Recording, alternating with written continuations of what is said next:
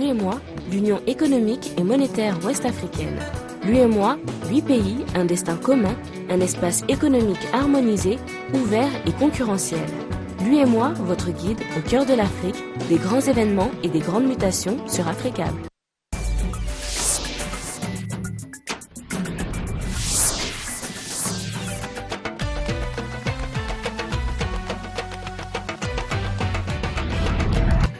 Merci à vous qui nous suivez sur Africable Télévision. Bienvenue dans cette édition d'information. Voici à présent les titres de ce journal.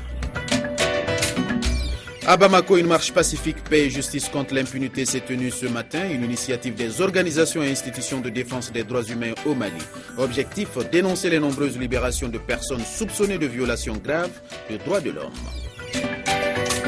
Les États-Unis et 10 pays arabes prêts à une coalition pour combattre l'État islamique. Barack Obama veut éradiquer l'organisation terroriste. Il a annoncé l'extension de frappes aériennes en Irak et même jusqu'en Syrie. Et puis du sport avec les éliminatoires Cannes Maroc 2015. La deuxième journée s'est disputée ce mercredi. Dans ce journal, nous vous proposerons quelques résumés de différentes rencontres sur le continent. Bonsoir à toutes et à tous. Vous êtes sur Africable Télévision, la chaîne panafricaine. S'informer mais aussi comprendre. À Bamako, une marche pacifique, paix et justice contre l'impunité s'est tenue ce matin. Une initiative des organisations et institutions de défense des droits humains au Mali. Il s'agissait pour les manifestants de dénoncer les nombreuses libérations de personnes soupçonnées de violations graves pendant l'occupation du nord du pays. Daouda Kamate et Daouda Doumbia y étaient. Voici leur compte rendu. La marche qui est partie de la Bourse du Travail en passant par le monument de l'indépendance et de la paix pour se terminer au ministère de la Justice s'est voulu pacifique. En battant le pavé au moins pendant 2 heures, les manifestants sonnent le glas de l'impunité et demandent justice pour toutes les personnes qui ont été victimes de violations graves de droits de l'homme au moment de l'occupation au nord du pays et les événements survenus pendant le coup d'État et le contre-coup d'État de 2012 ainsi que les mutineries du 30 septembre 2013. De ce fait, les organisations de la société civile et celles des défenseurs des droits de l'homme veulent rester vigilants en maintenant la pression sociale sur les institutions publiques. Par ces slogans, oui à la paix, non à l'impunité et aussi l'impunité mène au désordre, une manière de faire entendre leur voix face aux négociations d'Alger qui se tiennent en ce moment. Ici, on prône une réconciliation dans la justice. Recommandons au gouvernement du Mali de garantir en toutes circonstances les droits des victimes des crimes internationaux à la justice, à la vérité et à la réparation. Exclure toute amnistie pour les crimes internationaux, y compris les violences sexuelles et enrôlement d'enfants soldats, conformément au statut de Rome auquel le Mali est parti.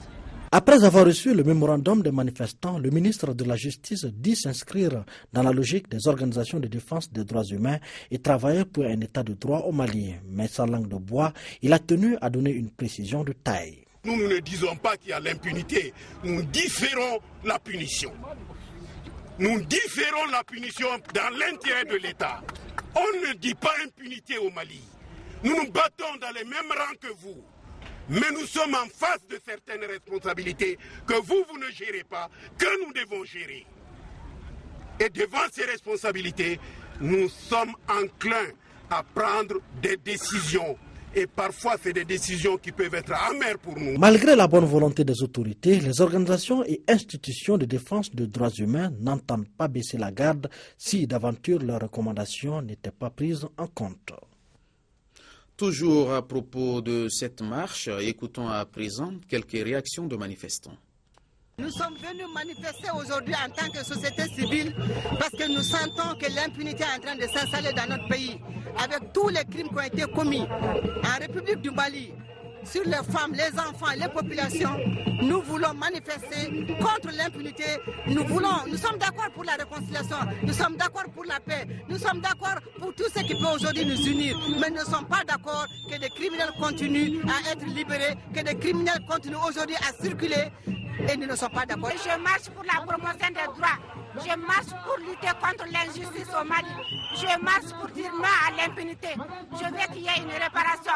Oui, pour une réconciliation nationale. Non à l'impunité. On est en train de marcher aujourd'hui parce que nous avons compris que les libérations politiques sont en train de se propager comme un feu de brousse.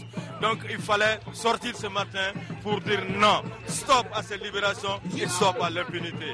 Voilà pourquoi on est là ce matin. Nous sommes en train de marcher aujourd'hui pour manifester notre indignation et adresser des recommandations aux autorités par rapport aux victimes des événements survenus au Mali en 2012. Parce que nous sommes en train d'assister à un phénomène intolérable. Certaines victimes, beaucoup de victimes n'ont pas encore été indemnisées. Pourtant, l'État est en train de libérer progressivement les auteurs de ces graves violations des droits de l'homme. Voilà, stop à l'impunité. Sur un tout autre décor, la conférence internationale des investisseurs, Investir dans l'UEMOA, s'est tenue mardi dernier à Dubaï, aux Émirats arabes unis. En présence de plusieurs chefs d'État et de gouvernement de l'UEMOA, l'objectif étant de mobiliser des investissements pouvant développer des projets innovateurs dans l'espace. Nos envoyés spéciaux Sori Kabadiakiti et Al-Khalifa Touré ont pris part à la rencontre. Des conventions d'une vingtaine de milliards de dollars ont été signées à l'occasion de la conférence internationale des investisseurs tenue mardi dernier à Dubaï aux Émirats arabes unis en présence de 7 chefs d'État de l'Union économique et monétaire ouest-africaine. Initiée par la commission de l'UEMOA sur le thème « Investir dans l'UEMOA », cette conférence avait pour objectif de mettre en exergue les atouts dont disposent les pays membres de l'UEMOA, notamment dans le secteur des infrastructures économiques, de l'énergie, des télécommunications, de l'agro-industrie, mais aussi des mines. La recherche de partenariats alternatifs et innovants, c'est fort de cette approche que l'Union a décidé de s'ouvrir au reste du monde pour renforcer la croissance économique dans l'espace communautaire. À cet effet, nous avons choisi Dubaï, plateforme privilégiée de croissance et de mobilisation de ressources en vue de financer nos projets économiques, surtout intégrateurs. Pour le président ivoirien Alassane Ouattara, le forum a été un succès. Nous sommes très satisfaits, c'est tout de même un événement qui a été un très grand succès. Moi, je voudrais commencer par féliciter nos responsables des institutions, l'UEMOA, la BOAD, la Banque centrale, qui ont pu mobiliser tous ces investisseurs. Sur 17 grands projets intégrateurs d'un coût total de 21,5 milliards de dollars présentés à la communauté des affaires des Émirats arabes unis et les potentiels investisseurs internationaux, 16 ont fait l'objet de signatures de conventions portant sur un montant de 20 milliards de dollars. Toujours à propos de cette conférence internationale Investir dans l'UEMOA, je reçois sur ce plateau Sori Kabadiakite. Sori, bonsoir. Bonsoir, Djurila. Vous étiez notre envoyé spécial aux Émirats arabes unis à Dubaï et vous avez pris part à cette rencontre, Sori. Pourquoi une conférence sur l'UEMOA et qui se tient aux Émirats arabes unis? Pourquoi le choix de Dubaï? Écoutez, Djibrila Maïga, je crois que le choix de Dubaï n'est pas un choix fortuit. Vous l'avez écouté tout à l'heure. Le président béninois Thomas Yaïbouni l'a dit clairement. Qui parle de croissance aujourd'hui parle de Dubaï. Qui parle d'émergence parle de Dubaï. Dubaï symbolise un certain nombre aujourd'hui de valeurs qui incarnent la prospérité et l'émergence. Vous savez, c'est à Dubaï que vous pouvez trouver porteurs de projets, investisseurs. Et aujourd'hui, Dubaï est devenu une plaque tournante du commerce mondial. Il l'a dit. Vous savez, la tenue d'ailleurs cette conférence découle, c'est le prolongement, la suite logique d'une table ronde qui s'est tenue au mois de juillet 2012 à Abidjan, dans la capitale ivoirienne. Et à l'issue de cette conférence, il a été décidé par les chefs d'État et de gouvernement de l'Union d'aller vers la diversification, n'est-ce pas, des investissements. Et pour cela, il fallait s'ouvrir au reste du monde. et qui parle d'ouverture au reste du monde, parle de Dubaï. Parce que c'est à Dubaï que vous allez trouver des investisseurs venus d'un peu partout dans le monde. Alors le choix de Dubaï était un choix bénéfique et je crois que les résultats leur ont donné raison. Et quelles sont les retombées de cette rencontre? Je veux dire, peut-on parler de réussite? Absolument. Je crois que cette rencontre a été couronnée de succès. Ça, il faut le dire, il ne faut pas le cacher. Vous savez, il y avait des projets intégrateurs qui ont été choisis sur la base d'études de faisabilité. C'est des projets qui tenaient à cœur aux États membres de l'UEMOA, de l'Union. Donc, ces projets intégrateurs qu'on appelle projets prioritaires ont quand même reçu d'échos favorables parce que vous savez, il y a eu une véritable opération de marketing. Les chefs d'État ont su vendre ces projets-là. Et les investisseurs qui sont venus très nombreux écouter nos responsables ne sont pas restés vraiment indifférents à cela. La preuve, sur les 17 projets présentés, il y a 16 qui ont eu écho favorable. C'est 20 milliards de dollars de conventions signées. C'est une prouesse. Moi, je dis que oui, cette rencontre a été vraiment couronnée de succès. Sori, encore une fois, merci pour toutes ces précisions. C'est bon. Et surtout, merci d'être avec moi sur ce plateau. C'est toujours un plaisir. Nous poursuivons avec l'actualité, direction Congo-Brazzaville.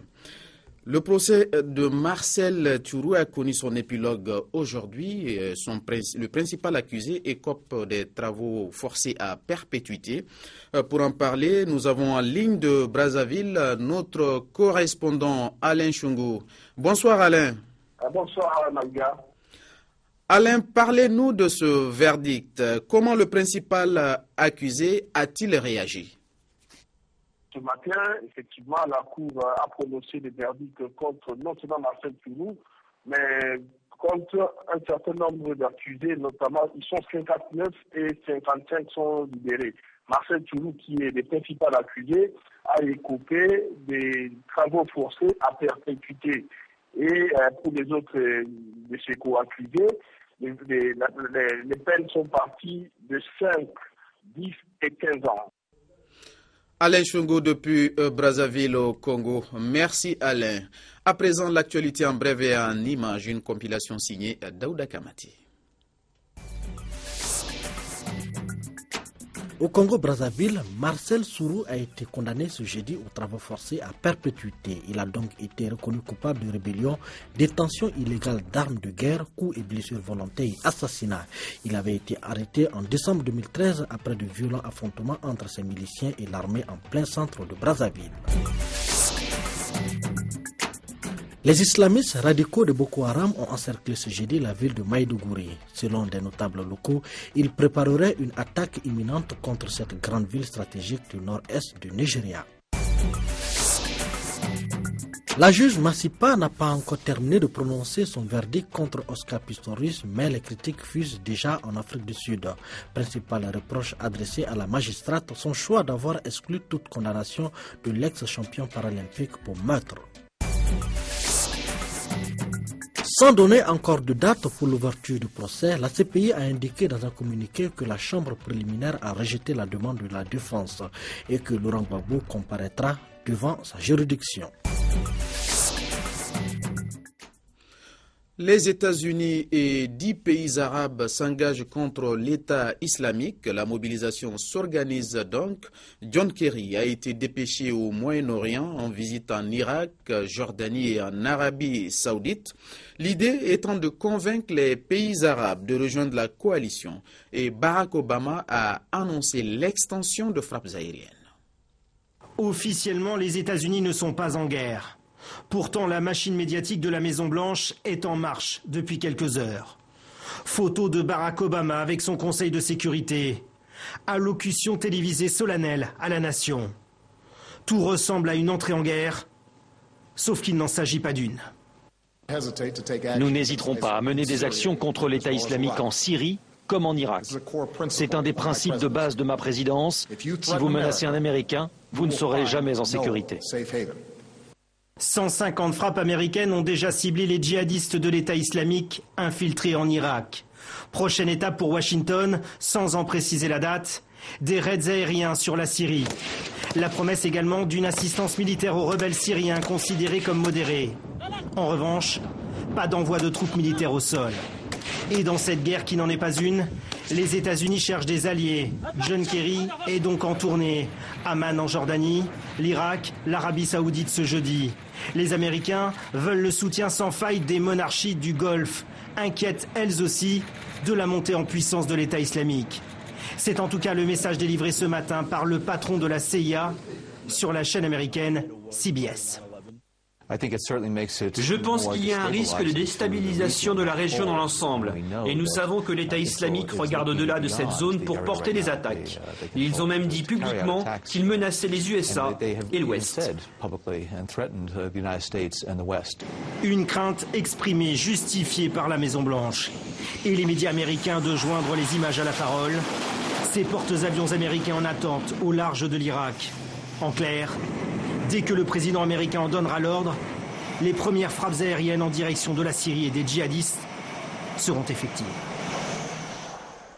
Cette guerre au terrorisme intervient 13 ans, jour pour jour, après les attentats du 11 septembre, des attentats qui ont fait près de 3000 morts, revendiqués par Al-Qaïda. Cérémonie de souvenir ce jeudi à New York, sur le site du World Trade Center, où se sont réunies des familles de victimes. Cérémonie de souvenir également en Pennsylvanie ou encore à Washington, en présence de Barack et Michelle Obama, qui ont observé une minute de silence à la Maison-Blanche.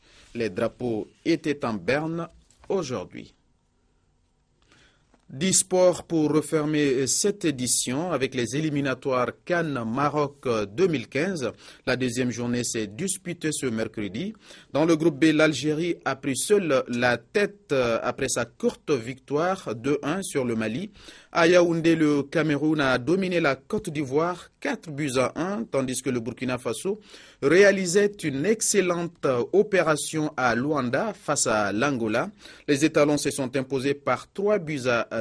Voici à présent quelques résumés. Deuxième match et deuxième victoire pour l'ancien entraîneur de Lorient à la tête de l'équipe d'Algérie. Opposé au Mali, sa sélection s'est imposée 1-0. Une victoire longue à se dessiner, en partie à cause du manque de réussite des Fennecs. Sur la même action, Taider et Medjani trouvent le poteau. Mais le capitaine insiste et finit par trouver la faille dans les 10 dernières minutes. En tête du groupe B, l'Algérie est bien partie dans ses qualifications pour la CAN 2015. Bien parti, le Cameroun l'est aussi. Les hommes de Volker Finke ont fait voler en éclats la défense de la Côte d'Ivoire dans le choc de cette deuxième journée des éliminatoires. Une victoire 4-1 grâce à 2 doublés de Ndié et Aboubacar. Le Lyonnais ouvre le score dès le quart d'heure de jeu.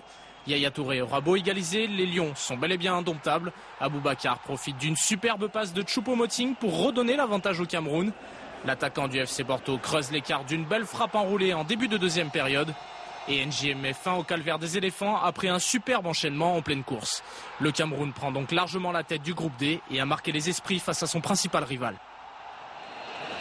La Côte d'Ivoire a en plus perdu Serge Aurier sur blessure. C'est l'image marquante de cette soirée. Le Parisien pris de convulsions sur la pelouse. Il a été touché à la tête dans un duel aérien avec Stéphane Mbia. Fort heureusement, Hervé Renard a depuis donné des nouvelles rassurantes de son joueur. Autre choc au programme, celui entre le Togo et le Ghana. Accrochés par l'Ouganda lors de la première journée, les Black Stars sont venus s'imposer 3-2 chez les Éperviers. Après l'ouverture du score de Floyd Aïté, Gian égalise sur un très bon centre d'Asamoah. Badou inscrit le deuxième but à la demi-heure de jeu, mais Emmanuel Adebayor n'a pas abdiqué et remet les deux équipes à égalité. C'est finalement Christian Atsu, bien servi par Gian, qui offre la victoire au Ghana. Dans le groupe G, le mano à mano continue entre le Sénégal et la Tunisie. À la victoire des Lions de la Teranga au Botswana, les Aigles de Carthage ont répondu par un succès en Égypte. Ben Youssef a inscrit le seul but de la partie. Belle victoire enfin du Burkina Faso en Angola. Et c'est un ancien de la Ligue 1 du Stade Rennais qui a brillé. Jonathan Pitroapa a inscrit un doublé lors du succès 3-0 des Étalons. Voilà, il faut rappeler que l'Algérie a pris la tête de la poule B après sa victoire 1-0 sur le Mali. C'est sur ce mot de sport que se referme cette édition. Merci à vous de l'avoir suivi et merci de votre fidélité. Excellente suite de programmes sur Africa Télévision.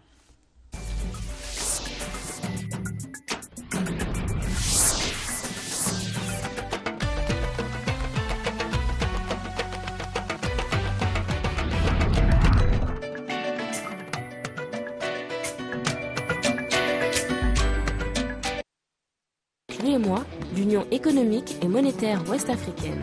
L'UEMOA, 8 pays, un destin commun, un espace économique harmonisé, ouvert et concurrentiel. L'UEMOA, votre guide au cœur de l'Afrique, des grands événements et des grandes mutations sur Africable.